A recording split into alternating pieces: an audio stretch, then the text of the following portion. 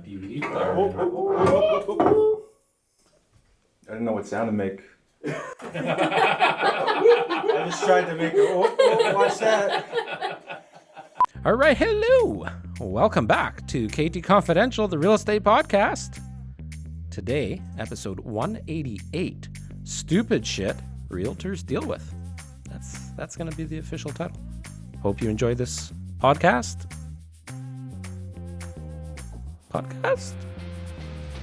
Let me do one more. No, that's good. Yeah?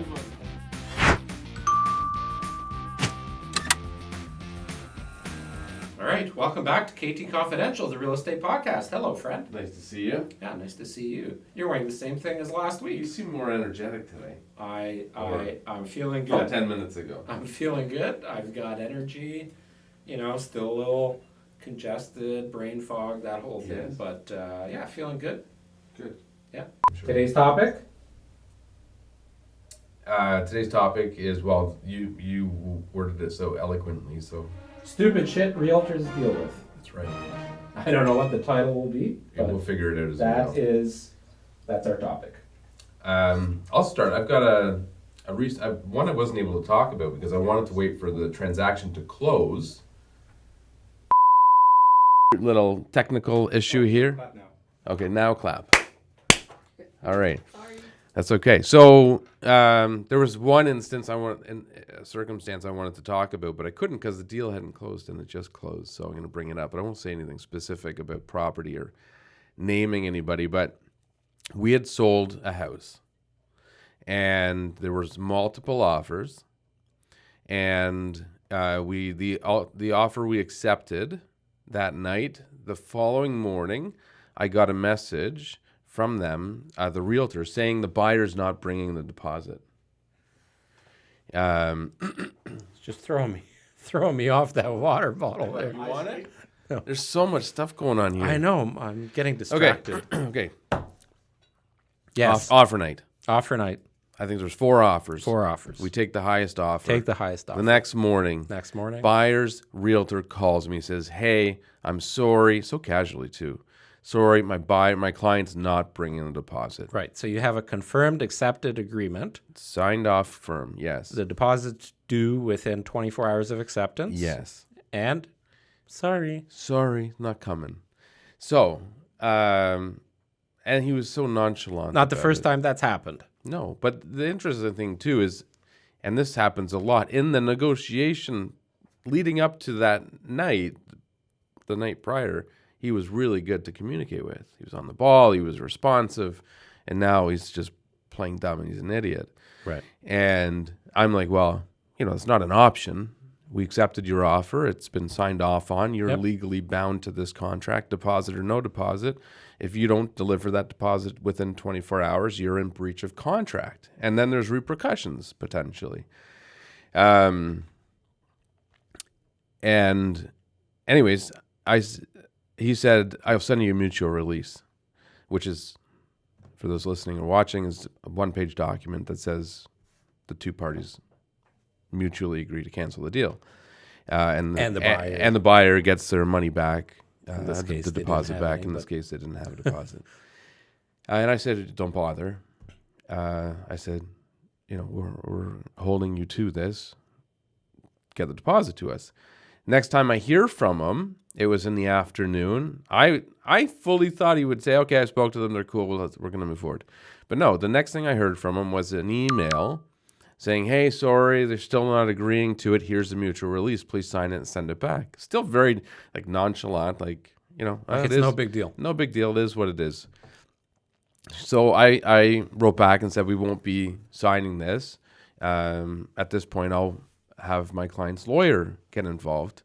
Because that I think for people, that's an important thing. You have to get a lawyer involved in those circumstances. Anyway, so, move forward a little bit, and the lawyer, what happened next? So I after that, he's like, "Well, would you accept blank, a lower number than what they paid?" So he's trying to negotiate with you. Now he's trying to negotiate with me. So you had 4 offers. You accepted his. Yes. They were I'm assuming, the top money offer. Well, I'll get to that. Okay. But yes, the answer is yes. They were the top dollar amount. Anyways, so he said, well, will you accept blank, which was about 70,000 less than what they paid. Whoa. More than 70,000 less. And I said, no, like, that's not an option. He's like, well, that's what they're approved for. He's like, they can't get the mortgage. I'm like, well, how in 12 hours or whatever it was do you realize they can't get approved? Like, you've put no effort into this, and it's not my problem. You should have qualified them.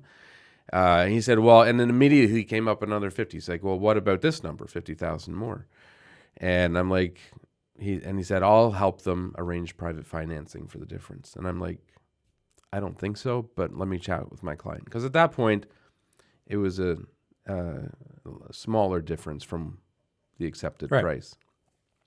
So I chatted with our clients, and our clients said, well, we'll agree to the lower price if the realtor makes up the difference in their commission, the buyer's real estate agent. Right. So agent fucked up, so why should you get paid your full amount? Right. Right. So that's how I proposed it to him.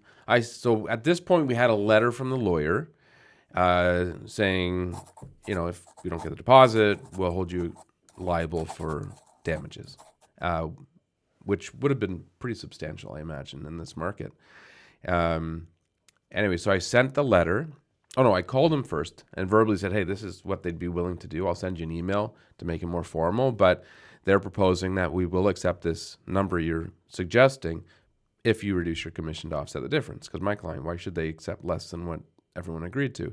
And he laughed. He said, oh, take it from the broke real estate agent, eh? I'm like, well, you brought the unqualified client. I think the onus is on you to make up the difference because it's your fault. And he laughed.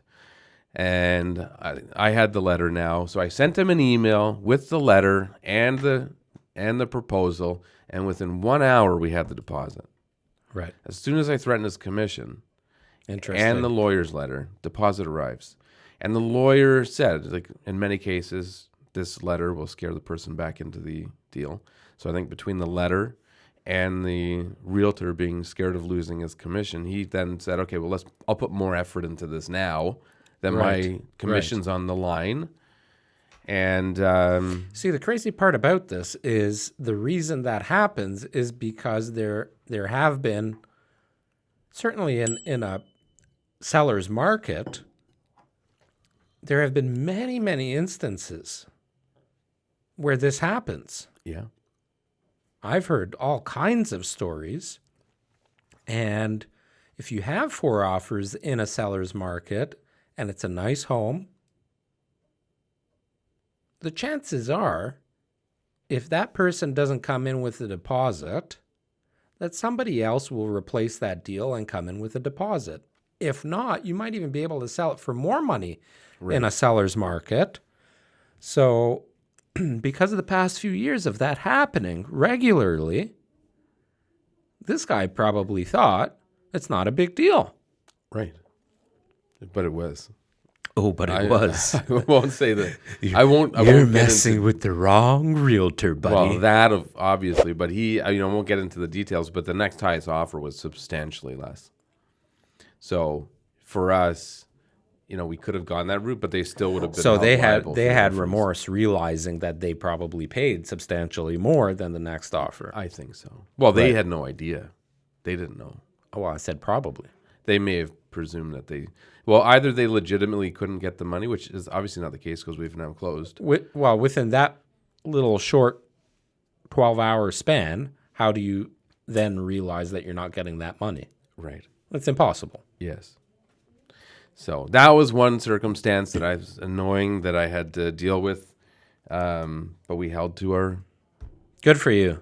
Your clients beliefs of are they're happy. responsible, and they're very happy. It's a repeat client and friend. So as a percentage, because you don't want to talk numbers, just to keep it very kind of above water and vague. Mm-hmm. Don't want to take an ethics course, do you? Not particularly.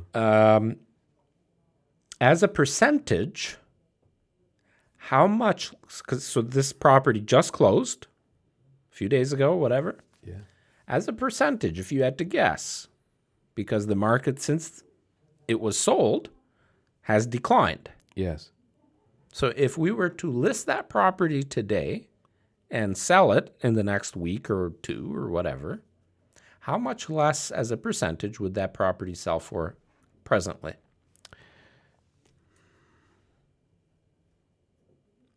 15%? 15%. Probably. So you're well into six figures. Easily. Right. It's a lot of bread. It's huge. Yeah. Well, congratulations on your closing. Thank you. It was a stressful one right up to the last minute because on the closing day. So this is a short story. The Thursday before closing, we were closing on the Tuesday. He calls me on the following Thursday and says, by the way, I may need an extension. Maybe. And I'm like, okay. I didn't want to let my client know because it was a maybe. I don't want to stress him out all weekend. So I reached out to the guy again on Friday. Text message, phone, voicemail. Do you still need, or do you know if you'll need the extension? No response. Monday, message, voicemail. Do you know if you need the extension? Closing's tomorrow. No response. Closing day, my client calls me and says, hey, they're asking for an extension. Like, this idiot didn't have the courtesy to call me. Maybe he didn't even know. Because at that point... Well, you still, if someone asks me that and it's a day before closing, I'll be like, I don't know. But I'll find out. Or at least call back. Give the courtesy of calling back. Yes, exactly. Right. You know, and you don't know if closing's going to happen. Like, professional courtey. Correct. There's a huge lack of it. You want a story, professional courtesy? Okay, I'm going to turn my phone back on here. Get it off airplane. Oh, maybe I don't even need to. I'll read you a text I sent. Okay? I wouldn't normally share this because I was quite an asshole to this realtor. Is this one of your stories for this? Sure, topic? it is now. Okay, good. So the story is, let me give you the background of the story. I went and showed, I'm not going to give specifics because this property that I'm going to refer to is actively on the market. And I actually don't know the realtor that has it listed for sale. I don't even know what brokerage this person works for. I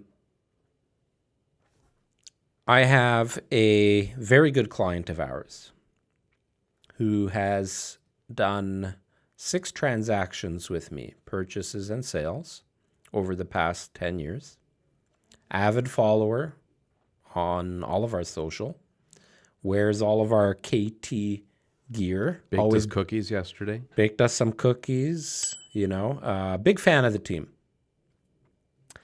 And has recommended and referred us. And so A-plus client. Had us for dinner. Yeah, we've been to his house for dinner. Brought me some cheese a couple of weeks ago. But still in the fridge, isn't it? It is. I'm going to bring a baguette in with what, you know what I'm going to do with it? I think Ian will enjoy this. Going to bring the fresh baguette, cut up. It's basically a pressed ricotta. Okay. But it's almost like a feta cheese. Not as salty. Well, we'll see. I don't know how salty this one is. So I'm going to slice it. Not too thin, but not too thick. Okay. On some fresh baguette. Slice the baguette with a little micro arugula, little olive oil. This is my kind of snack. And fresh cracked black pepper. So I'm going to bring my pepper mill, some olive oil. I'm going to pick up some baguette and a micro arugula at La Rose. And I'm going to bring it in on Friday. This week? Yeah. Okay.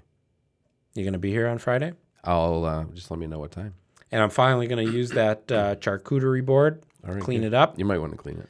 And I'll make a nice spread for us. You know, it's funny enough on the topic of cheese before you get back into your story. Today, Ian and I heard on the radio that they now make cheese-flavored nail polish.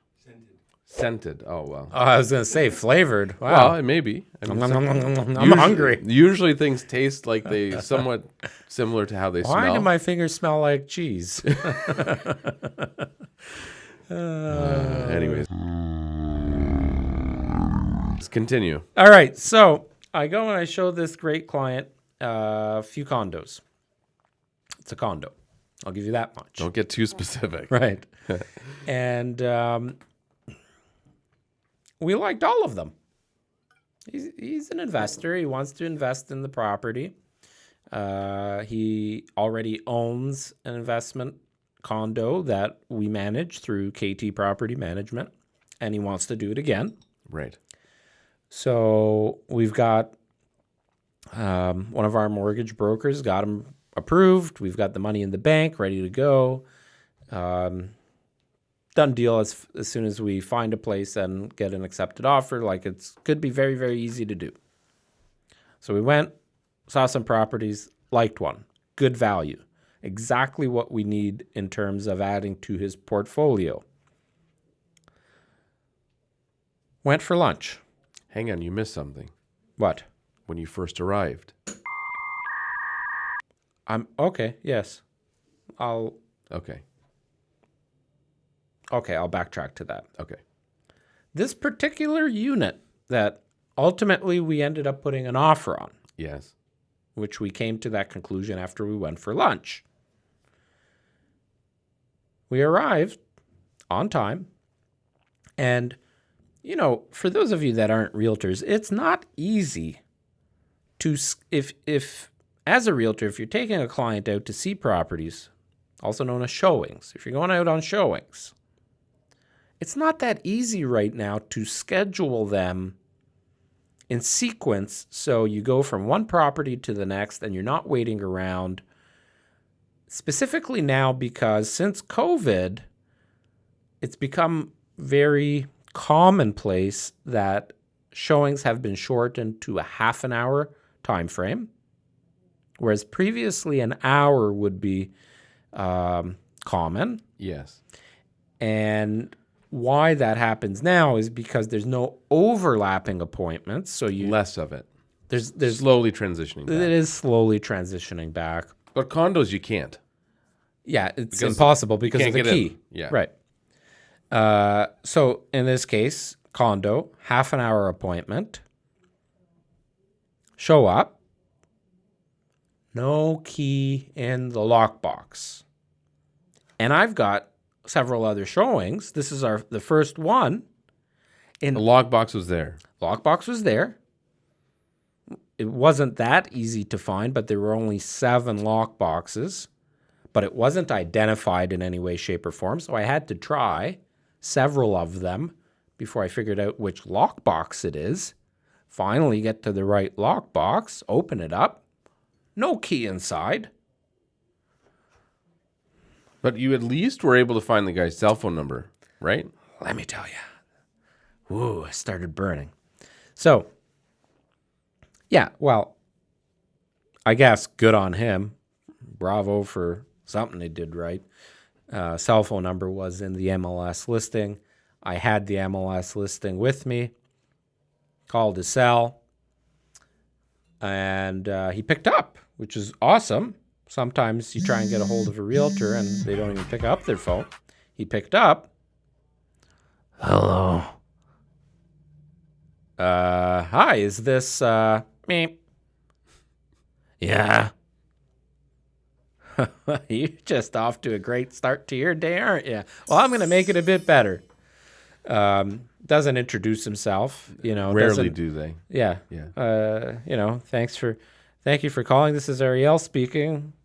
Whatever. I don't care. Introduce yourself. So doesn't introduce. Hello. Like drunk in bed. That was what it sounded like.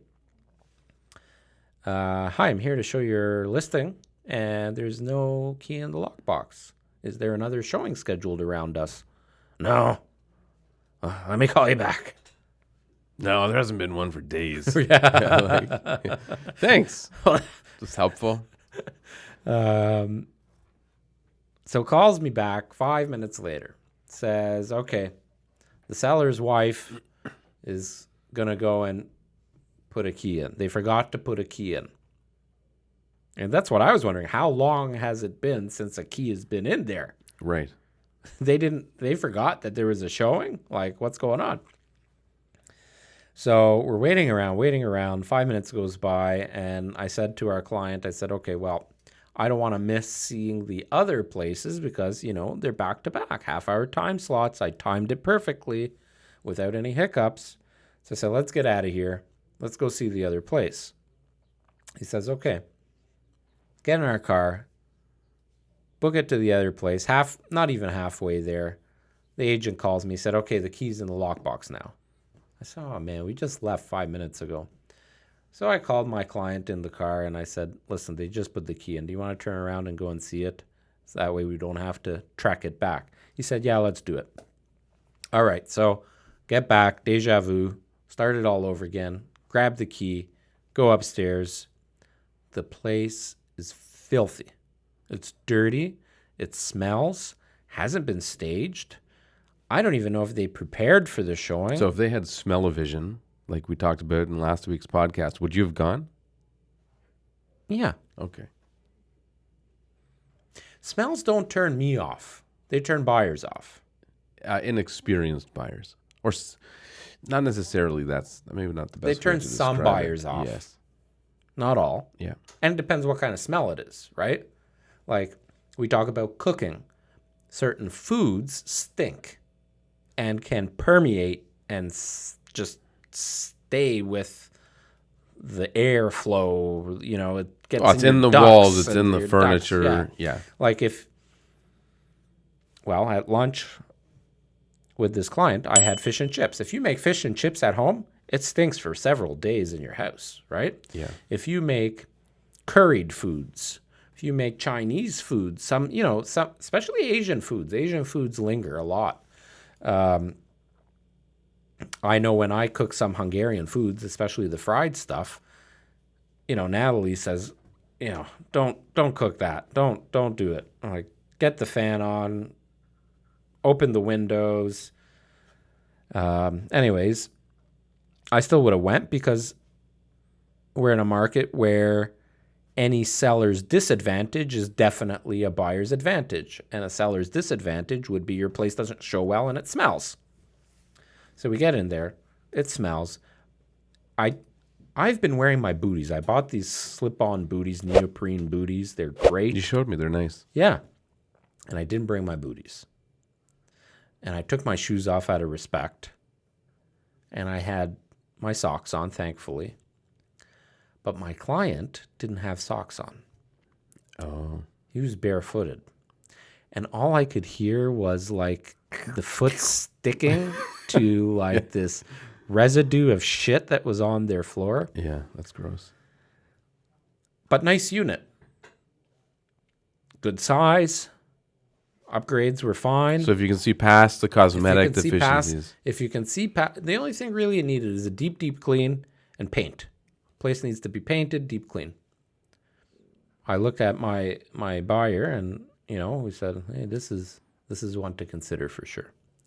All right, fast forward, we left, saw the other places, we went for lunch. At lunch, we decided that first place, the no-key place, was the place that we wanted to get.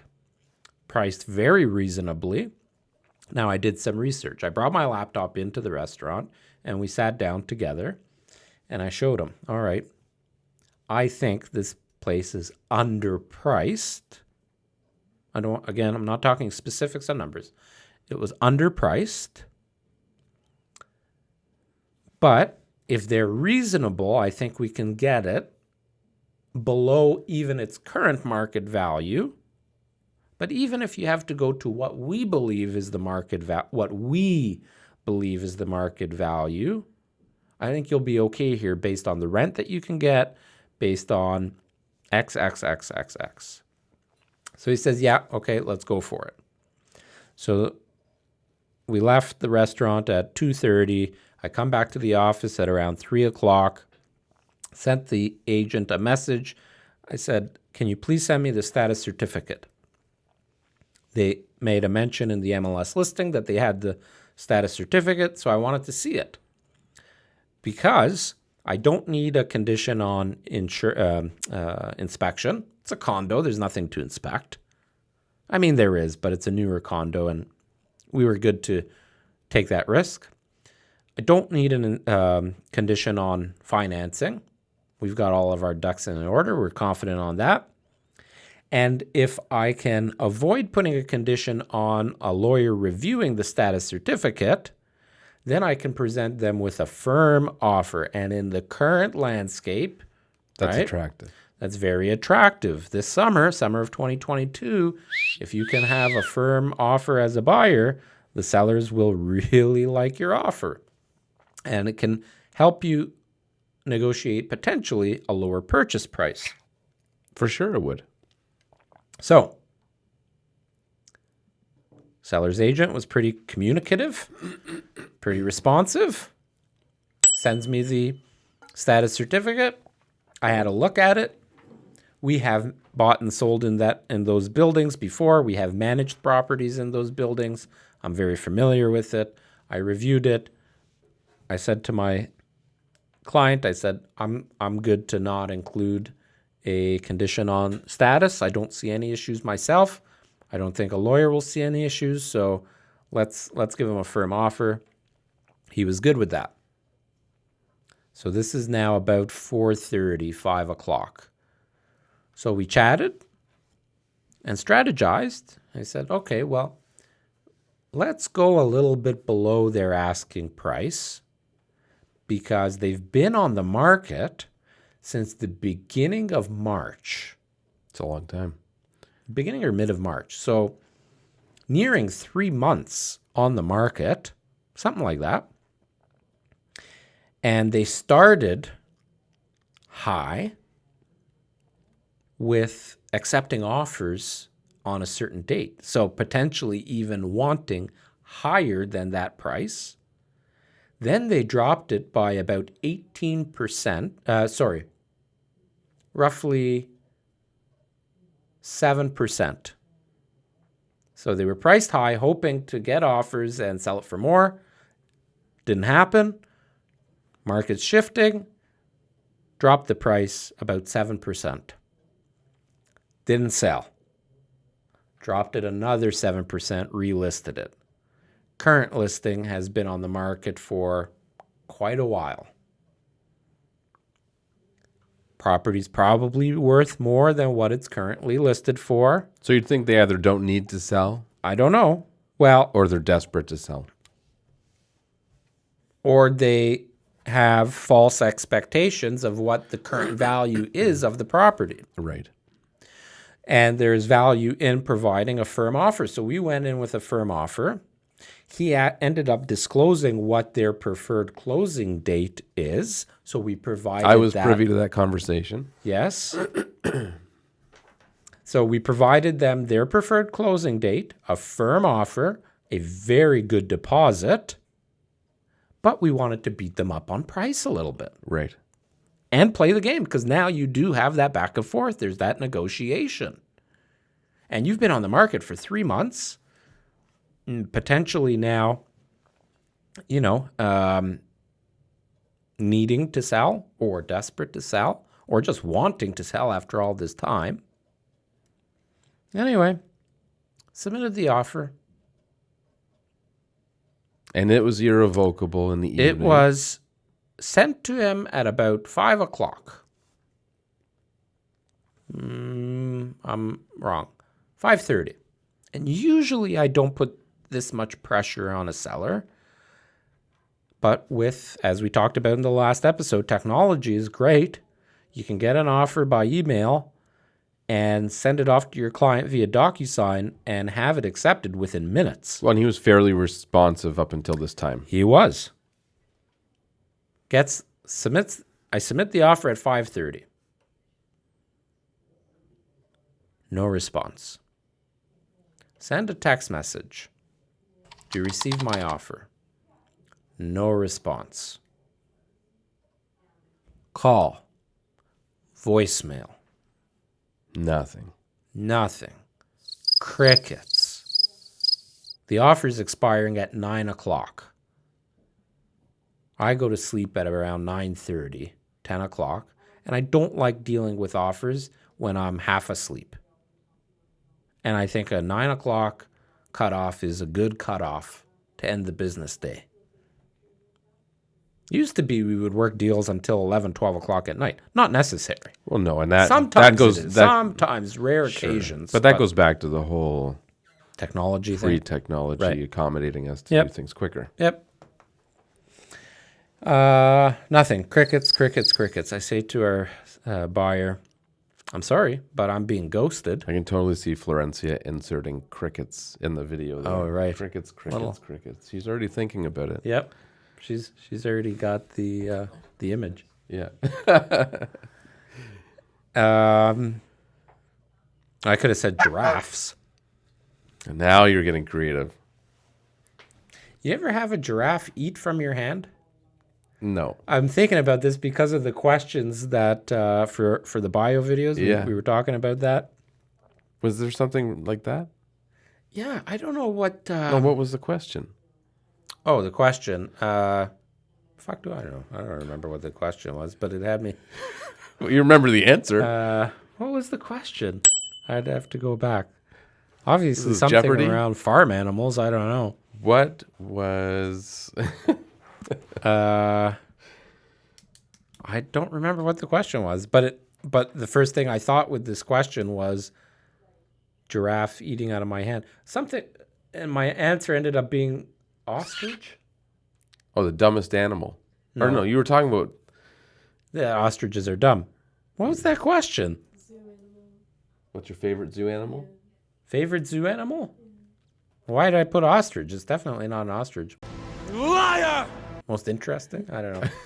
I think it is pretty cool, though, if you haven't had an ostrich peck at your window as you're driving through the safari. No, I have not. But there's a farm out in, or it's a zoo. It's a little zoo somewhere near Niagara. Okay. And There's a few of those around. You can feed the giraffes. And, their tongue is like, I don't know, 2 feet long. I've seen videos where they stick their head in the car and stick their tongue out. And... Well, you're standing in the open in this place. Okay.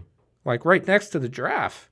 And it puts their face right up against you, and you hold the cone with the food for the giraffe and comes, but he wants to take the whole thing, right? So he starts licking your whole arm. And anyway, how do we get on that topic? No idea. So fast forward, 9 o'clock rolls around. No, not 9 o'clock yet. Offer expires at 9. Right. It's 10 to 9. Okay. You've made multiple attempts to get... He hasn't acknowledged the offer even. Correct. Right. So, I'm sorry, 8:18. Responding to my last text at 6:27 saying, did you receive the offer? That was my last text. I called him after that. Right. Yes. That was the first text. Okay. 5 minutes later.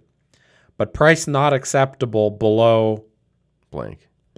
Right. Significantly higher than the current asking price. Right.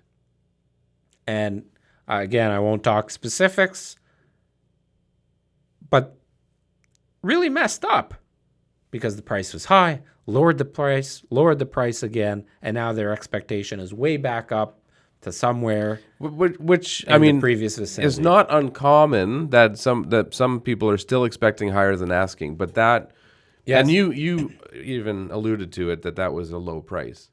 So you Correct. even see value perhaps above 100%. the asking price, but not that high. I even prepared our buyer that there's no way they are accepting this offer. There's no way they're going to accept the current asking price. Right. It's just too low. Today. Next week or the week after, maybe not so much, right? Mm-hmm. And as an investor that isn't moving into the place, doesn't have to buy it today, the numbers have to make sense, and he's looking to get a deal. Sure. And you have been on the market for 3 months, whatever, 2 months, 1 month.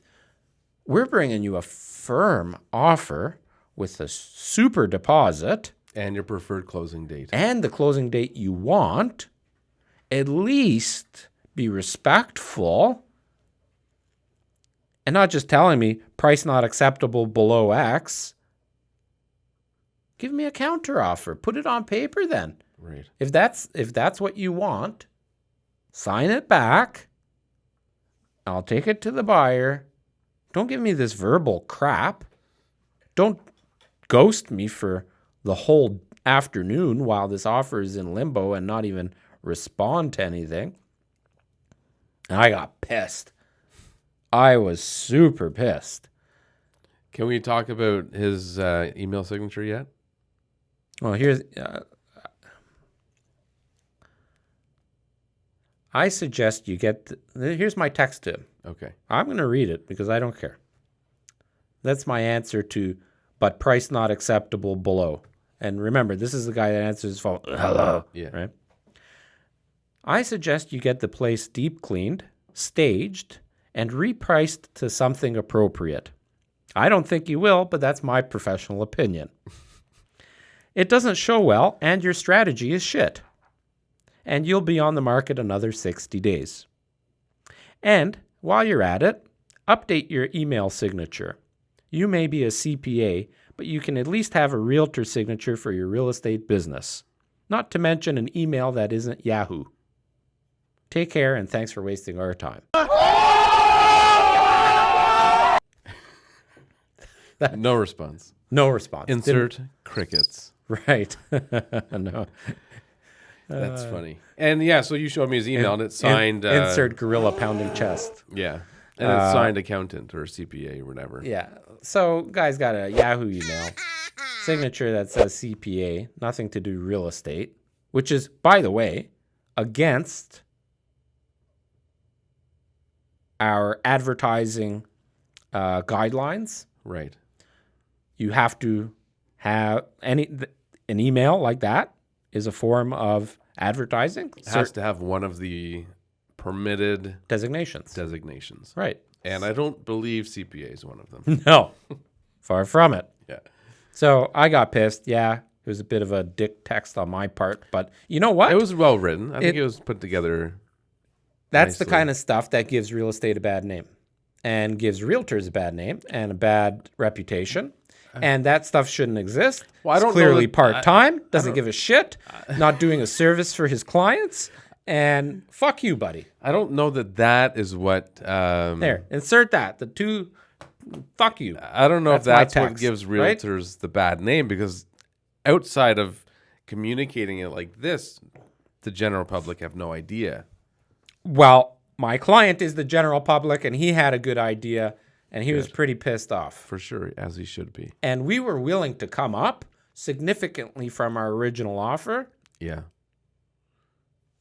And my, well, you don't want to, I won't read my client's text, but it had vulgarity. Yeah. Well, in 2 months, we'll see. Actually, let's make a note that in Here's the 60 thing. days, we'll see if they're still on the market. There are at least 12 other units that fall within our parameters. And when you're buying as an investor, you don't have the emotional attachment that you do, or you shouldn't have the emotional attachment that you would if it was your primary residence, right?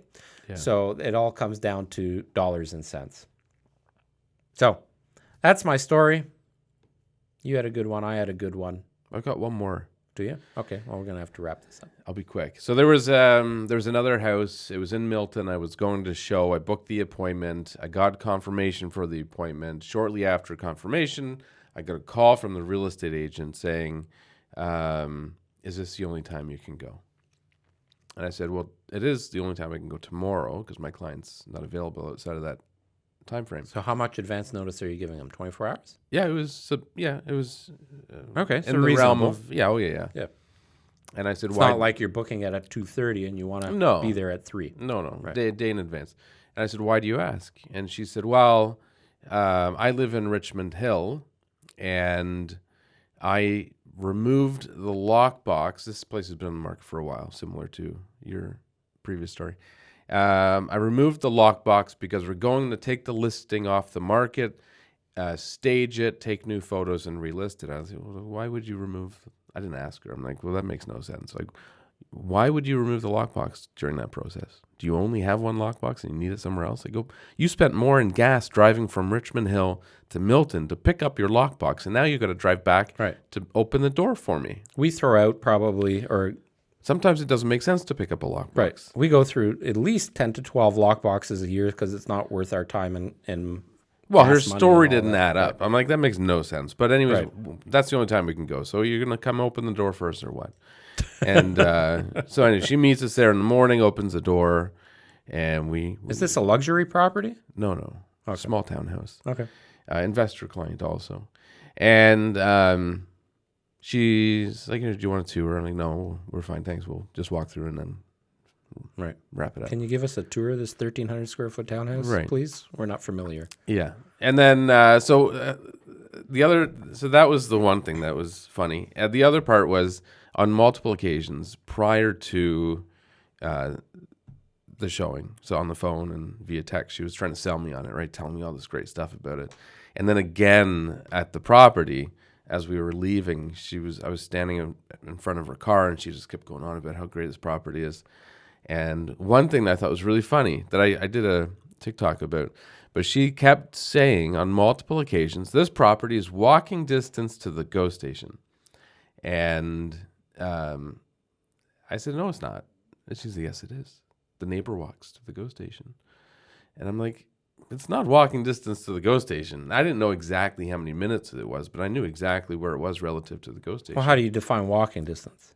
So I looked it up, and according to Google Maps, the shortest route was 41 minutes.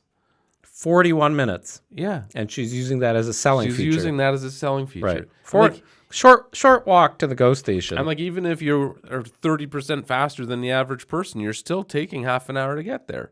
Yeah, technically my cottage is walking distance too. Right. If you feel like walking. Right. Anyways, so I just thought it was funny. She didn't know, or her interpretation of walking distance was very off. Right. So that's all. And maybe her lockbox was within walking distance Right. in Richmond Hill. And there we go. Well, nice chatting with you. Likewise. We'll see you next week. Sounds good. Well, that's it. Thanks for listening to episode 188 of KT Confidential, the Real Estate Podcast. We'd love for you to give us a little love. Hit that subscribe button and leave a comment below. We'll see you next week.